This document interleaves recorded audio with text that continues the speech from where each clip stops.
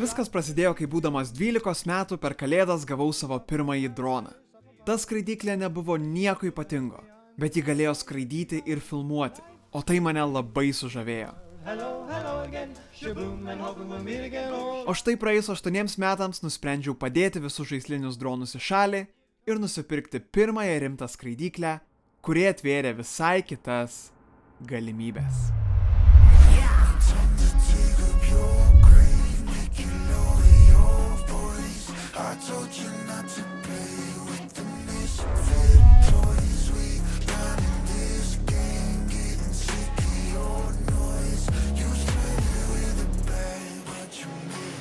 Su šiuo dronu skraidžiau ganėtinai daug, bet kiekvieną kartą pritrūkdavo šiek tiek greičio ir manevringumo, ko iš stabilizuoto DJI drono tiesiog negali reikalauti. Todėl natūralu, kad mano akis nukrypo į super greitus lenktyninius FPV dronus, kurių neįtikėtinų kadrų buvo pilnas internetas.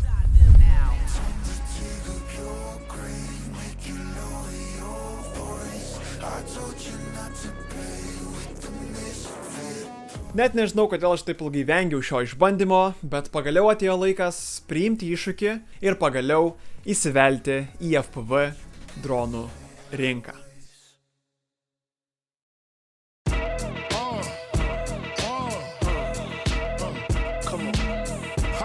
Tikriausiai reiktų pradėti nuo to, kad FPV dronai tai nėra labai paprastas užsiėmimas ir kartais net gali būti sunku suprasti, nuo kur reikia pradėti. Todėl, kad viskas būtų šiek tiek aiškiau, sukūriau labai paprastą 4 žingsnių planą. Pirmas žingsnis. Simuliatorius tai yra kaip kompiuterinis žaidimas, kuriame gali mokytis valdyti droną ir visai nebijoti jo sudaužyti. O išmokus valdyti droną simuliatoriuje galima bus pereiti prie antrojo žingsnio. Čia tikriausiai bus žingsnis, kuriame bus daugiausiai streso, nes reiks išmokti valdyti droną nebe kompiuteryje, o tikrame pasaulyje su tikromis fizikomis ir pasiekmėmis. Kaip tikriausiai kiekvienas save gerbiantis FPV pilotas pasakytų, turi mokėti ne tik pilotuoti, laužyti, bet ir sutaisyti savo droną. Todėl trečiame žingsnėje pabandysiu sukurti savo droną nuo nulio. Išmokus konstruoti ir pilotuoti FPV dronus, beliks pabandyti sukurti savo pirmąjį FPV drono video montažą. Šios video dalies labai laukiu, bet jie ateis dar tikrai negreitai.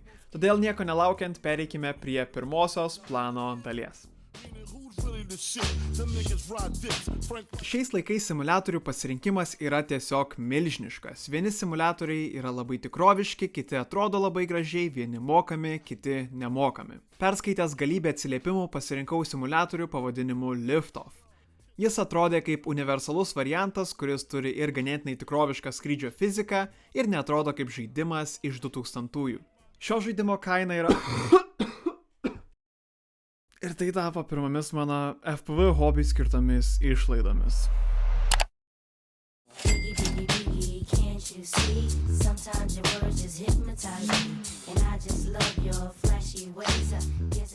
Viskas, simuliatorius įrašytas, viskas kaip ir veikia, bet žinoma, atsirado viena ganėtinai didelė problema. Nežinau, kodėl man tik dabar dašilo atsidarius simuliatorių, kad aš neturiu jokio normalaus dronų valdymo pulto. Atsakingiausias sprendimas, žinoma, būtų nusipirkti normalų dronų valdymo pultą, bet jie yra ganėtinai brangus ir dar reiktų laukti, kol jį man atsiųs. Todėl sugalvojau vieną ganėtinai kvailą idėją, bet manau, kad pradžioje jinai tikrai turėtų suveikti.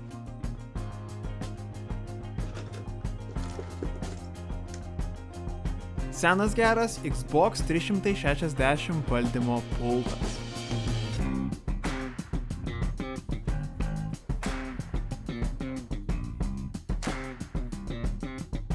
Pirmasis skrydis truko gal kokių 10 sekundžių, bet iš kitos pusės nebuvo ir labai sunku. Ir pats drono valdymas yra ganėtinai intuityvus. Atrodo, kad yra šiokia tokia koreliacija tarp paprasto drono ir FPV drono valdymo ir tie judesiai baziniai yra tie patys. Tačiau nepaisant visų šitų pozityvių ir motyvuojančių dalykų, tik įsijungę simuliatorių iš karto supratau, kiek daug valandų reikės ir kiek daug darbo manęs čia laukia.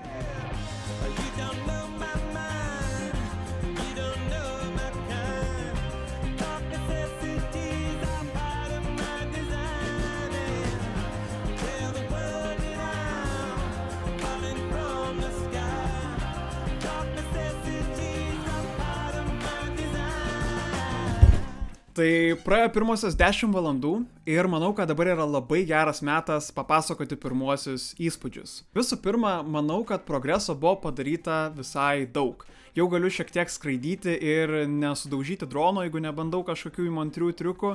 Ir pirmieji dalykai, kuriuos bandžiau išmokti, tai buvo skrydžiai arti žemės, bandžiau įveikti įvairaus dydžio tarpus ir išmokti visus pagrindinius ir pačius paprasčiausius triukus, tokius kaip įvairūs flipai, pagreitėjimai ir vadinamieji splitai.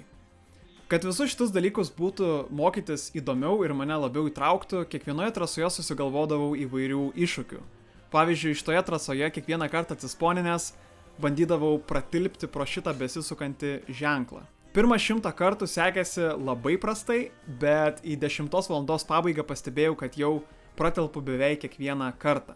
O kalbant apie trasas, prieš pradedant visą šitą simuliatoriaus etapą, aš ganėtinai užtikrintai sakiau, kad visas FPV lenktynių dalykas man yra nelabai įdomus, aš ten nenoriu, aš tiesiog noriu skraidyti ir filmuoti. Bet labai greitai savo pradėjau prieštarauti ir pabandžiau lenktynių trasą. Ir man visai patiko. Nepaisant to, kad praleidau ganėtinai daug valandų bandydamas išimti pačios lengviausios trasos patį pirmąjį posūkį, supratau, kad FPV lenktynė suteikia šiam hobiui visai kitą sudėtingumo lygį. Nes tu turi skristi ir labai žemai, ir labai greitai, ir dar išimti visokius sudėtingus ir aštrius posūkius. Tai manau, kad jeigu nori tapti labai geras FPV pilotas, turi kažkiek įvaldyti ir visą lenktynių aspektą. Na ir dabar reikia ištraukti dramblį iš kambario ir aptarti Xbox'o kontrolerį. Iškart pasakysiu, kad tai nebuvo labai geras sprendimas. Pats kontroleris veikia viskas gerai, tačiau jo patogumo aspektas yra visai kita tema. Šita svirtelė kaip ir nieko, nes kai tu ją suėmė, jinai yra ganėtinai žemai ir dar yra pakankamai patogi, bet šita svirtelė, kuri buvo žymiai aukščiau, po maždaug 15 minučių žaidimo jau iš karto pradėdavau jausti, kad traukia kairės rankos raumenis ir patogumo čia nebuvo jokio. Tad jeigu norėsite pabandyti FPV simuliatorių ir tą norėsite pabandyti rimčiau, siūlau nepataupyti ir nusipirkti bent jau patį pigiausią ir paprasčiausią tikrą FPV drono valdymo pultą.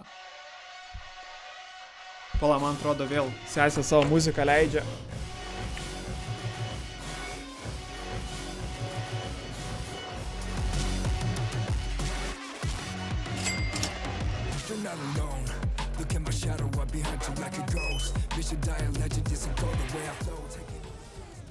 Čia visai kitas pasaulis.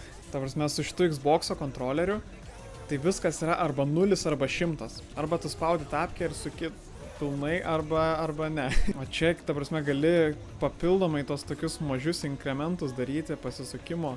Gal ir visai juokinga, kad pradėjau su Xbox'o kontroleriu, nes dabar yra žymiai paprasčiau viskas. Noriu pabandyti triukus, kuriuos šiaip man žymiai sunkiau padaryti būna.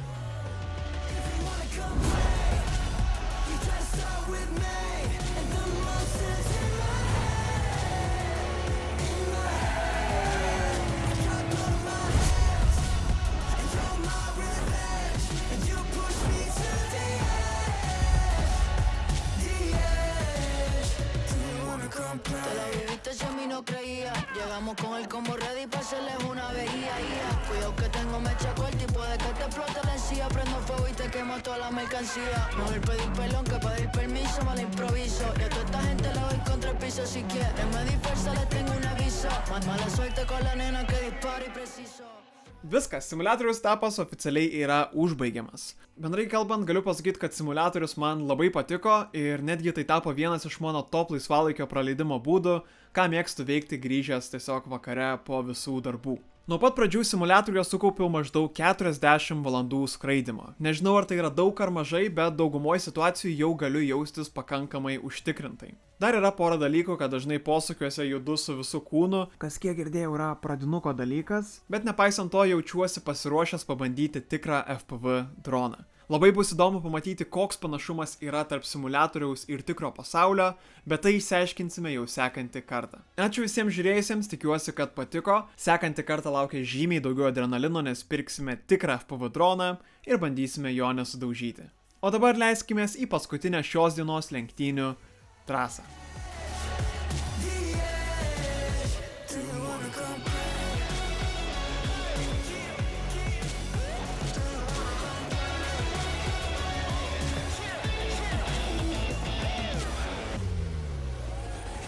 wanna come